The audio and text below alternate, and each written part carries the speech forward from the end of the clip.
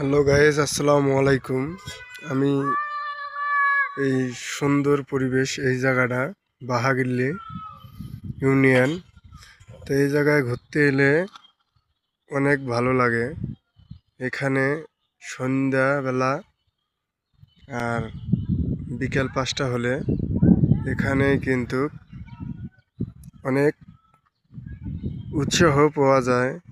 এখানে ঘুরতে এসে অনেক বিভিন্ন প্রকারের জেলার থেকে এসে তা এখানে মজারই বিষয়। তা আমি এই ব্রিজটা দেখতে পাচ্তেছি, এর নিচ দিয়ে আসে পানি, উপর দিয়ে চলাচল করা যায়। এটা বলে এই ব্রিজের নাম উত্তর শীতানের পানি পাওয়া যায়।